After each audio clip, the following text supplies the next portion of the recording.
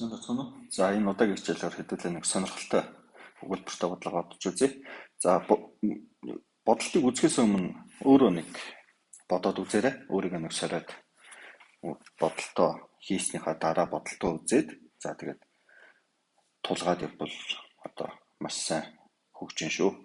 За тэгэхээр эхний өгүүлбэр за торонд туулаа ба дахиад байв гэж. За эндээс бол бид нарт өгж байгаа мэдээлэл бол за яг дахиад туулаа гэсэн хоёр амтан байгаа юм байна гэсэн мэдээлэл өгч чинь тий.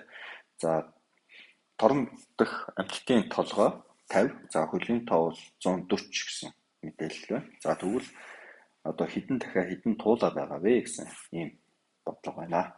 За тэгэхээр эхний өгүүлбэрт өгсөн мэдээллийг хэдүүлээ товч зураглалыг гэвэл за багш нь ингээд за энэгээр одоо туулаа гэж төлөвлөж тий. Туулаа. За энэ бол туулаа шүү. За багш нь гоё зурдаг учраас ингээд зурч тий туулаа. За дараагийнх нь болохоор дахиад гэсэн юу байгаа тий дахиад. За мэдээж толгойтой. За дахиад. За тэгэхээр эхний өгүүлбэрт бол биднэрт бол ийм мэдээлэл байгаа. За эндээс бол юу мэдж авч чадахгүй гэхээр мэдээж амтан болгоно нэг толгойтой. За харин туулаа бол 4 хөлтэй. За дахиад 2 хөлтэй гэсэн ийм мэдээллийг бол эхний өгүүлбэрээс бол бид нар бол олж авч чаднаа. За дараагийн өгүүлбэрээс бол яг үг гэхээр 50 ширхэг толгой байсан гэж байгаа юм чинь нийтдээ 50 амтан байсан гэсэн мэдээлэл бол бид нарт бол өгч байна. За тэгээ одоо бодолтой. За тэгэхээр ийм бодлогыг бол яг үг гэхээр зөрүү тооц гаргаар боддог байгаа. За энэ дахиад тулааны бодлогыг бол яг үг гэхээр ийм гоё сонирхолтой байдлаар бодъё гэвэл за энэ туулайг хэдүүлээ сургуультай гэж үзээд за сургаад ингээд газар дээр ингээд хоёр хөлөөр нь зогсоогоод за хоёр хөлийг өргүүлээд ингээд зогсоочих болно. Тэгээд ингээд зогсооч. За тэгэх юм бол бид нарт бол юу авах вэ гэхээр 50 амтан за мэдээж дахиад бол газар дээр хоёр хөлөөрөө зогсож байгаа. За тэгэх юм бол бид нарт өгсөн энэ 50 амтан 50 л явах вэ гэхээр газар дээр хоёр хөлөөрөө зогсож байгаа болчихно гэсэн. Газар дээр хоёр хөлөөрөө. За тэгвэл хэдүүлээ газарт байгаа хөлийн тоог бол олж чадна. За газарт байгаа хөлийн тоог олохын тулд яг үгээр амтны тус бүр хоёр хөлөөрөө зогсож байгаа юм чинь амтныхаа тоогоор хоёр хөлөө өрччих юм бол 100 хөл. Энэ 100 хөл бол яг үгээр газар байгаа. Газар.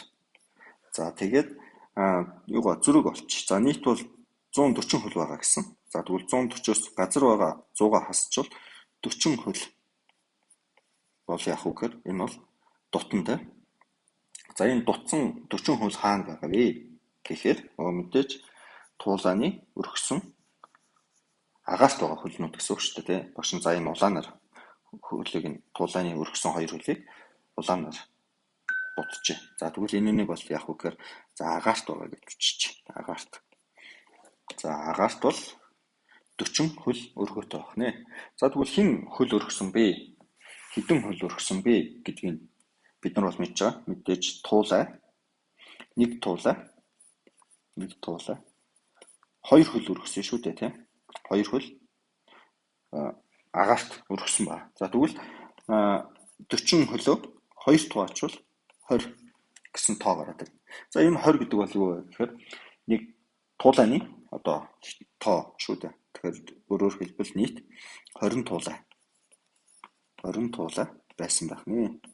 За тэгвэл одоо дахианы тоог олно. За дахианы тоог олохдоо бид нар бол яг нийтдээ 50 амтан байгаа гэсэн. 50 амтнаас нөгөө мэдэгдэж байгаа туулаагаа хасчвал 30. Энэ бол 30 бол юу болох вэ гэхээр дахиад болж тарах нэ. За тэгэхээр торонд бол яг гэхээр 30 дахиад 20 туулаа байжээ.